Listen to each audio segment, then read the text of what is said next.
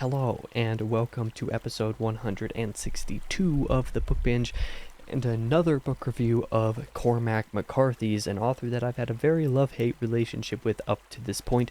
This one for Outer Dark. This one I read the back of the book of ahead of time and figured it could really work for me. Well, guess what? I have another McCarthy book finally that I can largely praise because it definitely did work for me overall. So, with that being said, I don't think I need any more preamble. Let's just go ahead and jump into the good of Outer Dark. I'm just going to make some broad general points here for the most part. The atmosphere of Outer Dark, especially at the beginning of it, is quite good. The setting as well does a really fine job at accentuating this point, I believe. I think that the general tone that McCarthy is able to achieve with the story and with introducing certain characters and the general thematic underpinnings of the story works very well at the beginning of the story, most especially, and the characters, when they are introduced and the journeys that you follow with them, are surprisingly good. The characters are more distinct than I expected for them to be, for this being his second novel, and generally very fun to follow. Well, fun. It is quote unquote fun. They're not fun to follow because of, reasons of the topics of the actual story, but, they were enjoyable to follow as a reader, and I really liked the journeys as well. The separate yet related character journeys of the two main characters most especially, and then, the way that they come across different other people along their journeys and those interactions. Those journeys themselves are very, very enjoyable to read about. One character goes one way, the other character goes the other way, but like the kind of thematic journeys that underpins those physical ones kind of coalesce and like combine into something surprisingly neat at the end of the book. And I will praise McCarthy for achieving that. Just like the characters themselves are relatively distinct, I would say the dialogue and the character interactions of Outer Dark is actually surprisingly good. Doing this one pretty much entirely on audio was actually really enjoyable. This kind of dialect, the way that the dialogue was written, is not something that I would enjoy reading just by my eyeballs alone at all, but over audio it was very, very compelling and surprisingly so. I would also say, on account of the book only being 250 pages, less than that, the general pacing of Outer Dark is also quite good. You're following these two characters' journeys, like I've mentioned and said the word journeys way too many times in this review so far. You're following these two separate paths that a couple of the main characters follow, and you're bouncing back and forth between them, and one of them goes through something, and then like that kind of shifts that character's narrative, and then you jump to the other character and kind of the same thing happens, and you're going back and forth. I would say that the way that McCarthy paced these two paths was actually very, very good. But because this is McCarthy, not everything about the book was really good. Some of the bad I want to talk about is that the themes of the book largely conflict. There is some good stuff here, but there's the fact that the nihilistic worldview and depiction of the story, the general tone of it as well, that kind of goes along with the worldview, is something that doesn't feel like it actually works with what McCarthy was trying to say following these two characters. There's the fact that where the character journeys are going and the kind of interactions that these characters have, and the way that this depicts the real world in certain disappointing ways, like disappointing as in the disappointment of the real world, not in that they were depicted poorly. Personal responsibility as a lesson to learn is something that seems like is a big part of Outer Dark, but is largely kind of cut and affected poorly by the nihilistic worldview. It makes the purpose of us taking responsibility for our actions and, confronting that head on is very lessened and is just generally kind of ruined to some degree by the nihilistic worldview of oh yeah, but none of this really matters anyway. So both of these themes have their place, and I can understand the nihilistic worldview stuff because McCarthy does that a lot.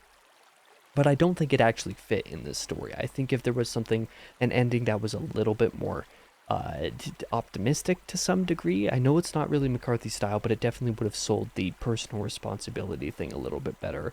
Or if it was handled a little bit better as far as the male main character's journey is involved. I forgot his name already for some reason. Kola, I think that might be his name. Either way, the point is there are two strong thematic journeys that you're going on that conflict with each other in ways that is kind of strange. On a completely unrelated note, the only other thing that I would say about Outer Dark that I would largely complain about is that the plot itself is relatively empty in ways that, at times didn't fully work. Most of the plot is reflected in the thematic work and the way that the characters' journeys come across, but I do wish there was a little bit more driving force overall in the narrative beyond what inspires the sisters' journey, for example. And speaking of a sister's journey, let's talk about the ugly. Now, this is going to be like minor spoilery of certain things that are brought up and discussed in Outer Dark. There are some pretty questionable and intense topics. This is going to be like a tiny bit of a trigger warning, I suppose, but like when it comes to McCarthy, you could expect any and all triggers to potentially be crossed. So like if you're very sensitive to a lot of stuff, maybe just don't be reading McCarthy. But things like incest and cannibalism and the general wake of destruction representing fate are very big elements of Outer Dark as a story. So if like you take a major issue to some of those things, like just don't read this book.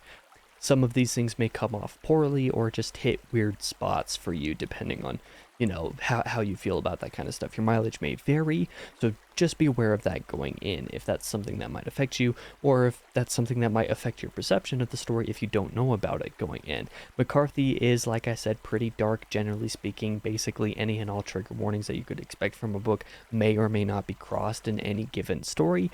I think this is the most uncomfortable of the McCarthy books that I've read so far, so definitely take that into consideration if you plan to read it. As for the recommendation, on account of everything that I've said so far, due to some of these certain sensitive topics, it is hard to actively recommend to just people. It is, especially the conflict of themes for me makes, a recommendation hard, because like if you really like the nihilistic theme, that's going to be countered by like the sake of personal responsibility as a lesson that people should learn. Because like if you happen to be a nihilist at heart, like you're not going to appreciate the lesson that like you should take responsibility for your actions, because you probably believe that nothing matters. Hence why I think that the fact that these major themes conflict is really bad. Or on the other hand, if you're not really into nihilism, but you are into that responsibility and want to see the way that, say, a nihilist would explore this theme, it is done surprisingly well, despite the way that the themes clash, but like, you're probably going to have the same issues that I do with the general themes underpinning the story on account of the confliction that they feature. I don't think I recommend Outer Dark, but if you are intrigued by the concept and don't take issue with any of the stuff that I've outlined as being bad, I would say try it. It is one of the McCarthy books that I have really liked, and it has shifted my McCarthy ratio to being on a more positive end than a negative ratio, so, that's pretty cool, but I don't think this is one that I can just broadly recommend, as opposed to, say, like, No Country for Old Men, where if you are interested in trying McCarthy, I recommend trying No Country for Old Men first, and if that doesn't work for you at all, like, maybe McCarthy's not for you, in my personal opinion. That's just the way that I see things, though. That being said, this review was a little bit shorter. I'm actually glad for that. Most of my recent reviews have a little bit longer than I think I've intended for them to be, and this was a shorter book, so it was a little bit easier to get through. I think this one was probably a little bit rougher on account of me having more sparse notes over on my screen over here, but I hope you enjoyed the video nonetheless. This Thursday, I'll be doing a little bit of a different type of topic where I'm discussing the problem with to-do lists. I'm talking about like the TBR and kind of similar lists of like things that just feel infinite, and maybe the way that some of us tend to deal with them. That is something that I'm going to be discussing on Thursday, and I hope you're willing to check it out. That being said, I'm going to get out of your face now. I'll be back in the next video regardless.